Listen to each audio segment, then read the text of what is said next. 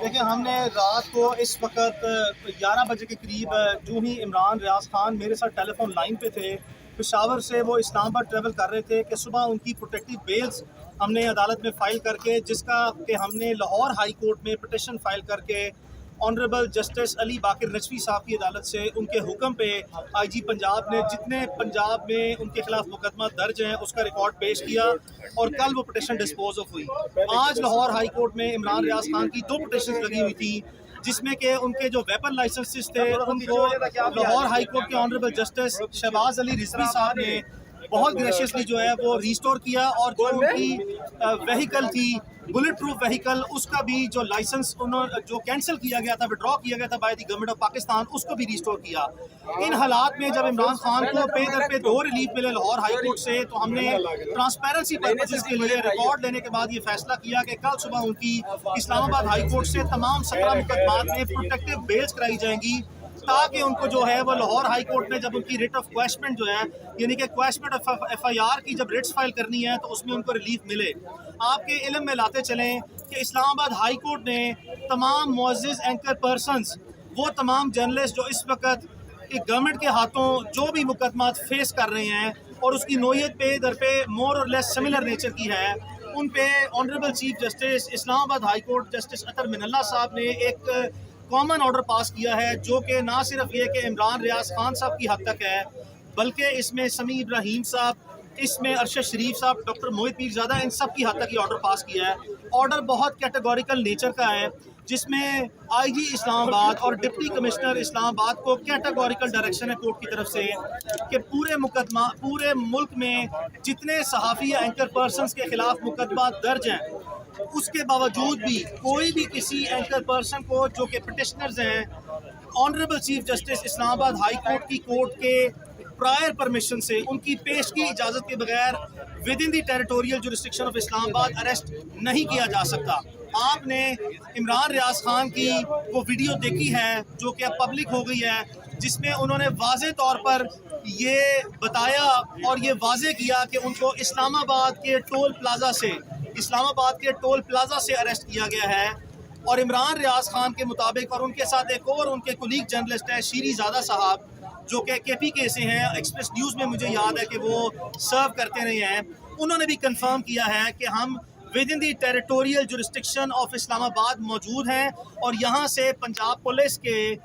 6 سے زائد S H Os اور ڈی ایس پی اور تقریباً 70 سے زائد پولیس والے جو ہیں وہ عمران خان کو زبردستی کرتے ہوئے، باوجود اس کے کہ ان کو یہ بتایا گیا کہ آپ اسلام آباد ہائی کورٹ کے آنریبل چیف جسٹس صاحب کے آرڈر کی وائلیشن کر رہے ہیں، ان کو اریسٹ کر کے لے کے گئے ہیں۔ ہم عدالت کے انتہائی شکر گزار ہیں کہ رات کے اس پیر بھی honourable chief justice Islamabad high court اطہر من اللہ صاحب نے ہمیں بہت گریس شو کی ہے، ہمیں جو کنٹمپٹ پروسیڈنگ ہم نے انیشیٹ کی ہے اس کو باضابطہ نمبر جو سے جاری کیا ہے اور اس پہ باضابطہ آرڈر جاری کیا ہے، جس کے مطابق کل صبح 10 بجے آئی جی اسلام آباد سے رپورٹ طلب کی گئی ہے کہ بتایا جائے کہ عدالت کے آرڈر کی وائلیشن کیوں کی گئی ہے۔ میں آپ کو پھر بتاتا چلوں کہ عمران کی بونافائیڈ انٹینشن اپنے آپ کو کورٹ آف لاء کے سامنے سرنڈر کرنے کی ہے کہ جو ہی مقدمات درج ہوئے، جو ہی ان کے لائسنس کینسل ہوئے، ود ان 24 آورز 24 گھنٹے کے اندر عمران نے عدالتی کارروائیوں کا سامنا کیا، اور 2 عدالتوں نے، لاہور ہائی کورٹ کی معزز عدالتوں نے ان کی فیور میں ریلیف جاری کیا ہے، اور اس وقت بھی عمران اسی انٹینشن کو کیری آؤٹ کرتے ہوئے اسلام آباد ہائی کورٹ میں سرنڈر کرنے آ رہے تھے for the purpose of protective pre arrest bail. تو یہ آج کے حقائق ہیں۔ ایک مرتبہ پھر اسلام آباد ہائی کورٹ کا بہت شکریہ۔ Thank you. اچھا سر، ایک سیکنڈ میں اس کیس میں جو مین کیس ہے اس میں ارشد شریف، یہ جو بات ہو رہی ہے، ارشد شریف صاحب، ڈاکٹر موہت پیر زادہ، اس کے علاوہ عمران ریاض اور سمیع ابراہیم کی طرف سے آلریڈی میں ایک کیس فائل کر چکا ہوں، جس میں اسی معزز عدالت نے یہ آرڈر بڑے کیٹیگورک انداز میں کہا ہے کہ جو فریڈم آف اسپیچ ہے، فریڈم آف پریس ہے، اس کو اس ملک میں کسی بھی طریقے سے روکا نہیں جا سکتا، اور یہ جو ایف آئی اے والے اور جو پولیس والے کیسز بنا رہے ہیں، خاص کر پچھلی تاریخ میں ان سے پوچھا گیا تھا کہ بتائیے آپ یہ کیسز کیا بنا رہے ہیں، تو انہوں نے کہا کہ جی تھریٹ کیا جا رہا ہے اداروں کو، جس پہ اسلام آباد ہائی کورٹ کے چیف جسٹس صاحب کا یہ کہنا تھا کہ کیا ادارے اتنے کمزور ہیں کہ صحافی اگر अपनी कोई बात करते हैं तो उससे उनको थ्रेट होता है, जिसके पर ना FIA के पास जवाब था ना पुलिस के पास जवाब था। और उसके बाद उन्होंने कहा उसी ऑर्डर में कि जनाब अगर किसी किस्म का कोई अरेस्ट करना चाहते हैं तो आप पहले इस्लामाबाद हाई कोर्ट को मुतमईन करेंगे, सेटिस्फाई करेंगे, उसके बाद किसी किस्म की कोई कार्रवाई करेंगे। तो बज़ाहिर ये जो इंटीरियर मिनिस्टर हैं, इंटीरियर सेक्रेटरी हैं, IG पंजाब और IG इस्लामाबाद, उन्होंने इस्लामाबाद जो हाई कोर्ट के ऑर्डर्स हैं उन्हें फ्लाउट किया है, जो कि डायरेक्टली कॉन्टेम्प्ट ऑफ कोर्ट के ज़ुमरे में आती है। और ना सिर्फ कॉन्टेम्प्ट ऑफ कोर्ट के ज़ुमरे में आते हैं, आईन पाकिस्तान के तहत दिए गए freedom of speech, freedom of expression, freedom of press, उस सब की धज्जियाँ उखेड़ के रखी जा रही हैं सिर्फ और सिर्फ इसके लिए कि एक ख़ास नैरेटिव को सपोर्ट किया जा रहा है। क्योंकि अगर कोई शख्स ये कहता है कि जनाब ये रिजीम चेंज या ये हुकूमत के जो आई है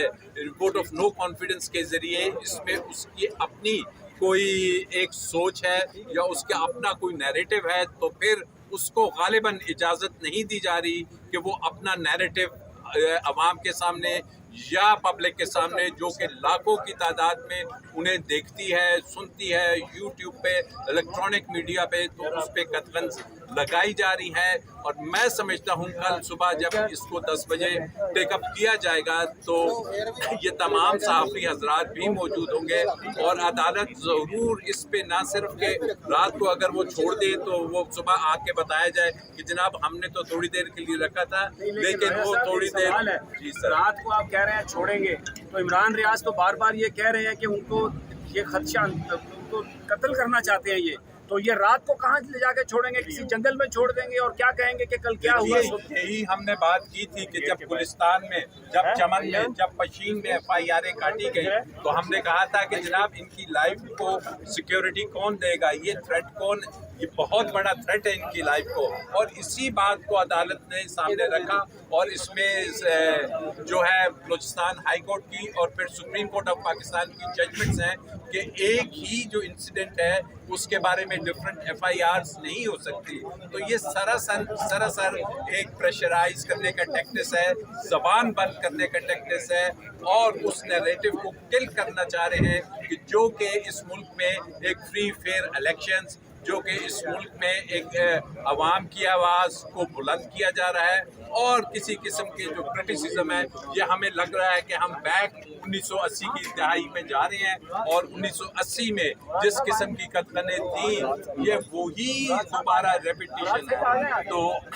इसमें खासकर जो हमारे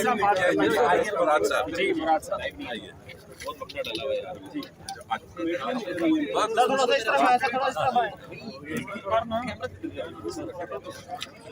थोड़ा सेंटर में आए।